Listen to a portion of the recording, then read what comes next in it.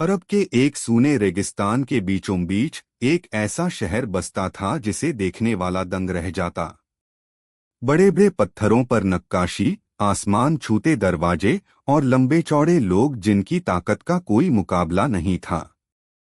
ये थी आद की कौम जिनके बारे में मशहूर था कि उनका एक आदमी 10 आदमियों का काम अकेले कर लेता था। शहर की सबसे ऊंची चोटी पर एक बुजुर्ग बैठा रहता था, क्सान। वो अपनी उम्र से नहीं, अपनी नजरों से जाना जाता था। लोग कहते थे कि क्सान की आंखें इंसानों की नहीं, रेत की हैं, क्योंकि वो आने वाले दिनों को पहले ही देख लेता था। एक शाम उन्होंने शहर की तरफ देखा और बुदबुदाया, शहर तो ऊंचा हो गया, मगर दिल नीचा पड़ गया है। उधर शहर में लोग बुतों के सामने झुकते, महलों की ऊंचाई गिनते और अपनी ताकत का जश्न मनाते।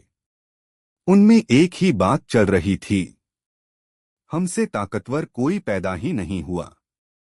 फिर एक दिन शहर में एक अजनबी शख्स आया। उसके चेहरे पर नूर, आवाज में सुकून और लहजे में सच्चाई थी। वो था हिदायत लेकर आया एक रसूल, लेकिन कौम ने उसकी बातों को मजाक समझा। बारिश और हवा से हम डरेंगे? हम आद वाले? लोग हंसते, पत्थर उछालते और अपनी जीत पक्की समझते। किसान चुपचाप पहाड़ियों की तरफ देख रहा था। उसने देखा, दूर रेगिस्तान के पार आसमान ऐसे कांप रहा था जैसे कोई अदृश्य दानव सांस ले रहा हो। कुछ ही समय बाद हवा ने अपना रूप बदलना शुरू किया। पहले नरम झोंकों ने दरवाजे बजाए, फिर धूल के गुबार उठे, फिर कठोर हवा की चीखें शहर की दीवारों से टकराने लगीं। लोगों ने हंसना बंद किया। उनके चेहरे पीले पड़ रहे थे। जो ताकत पर इतराते थे, वही हवा को पकड़ने की कोशिश कर रहे थे।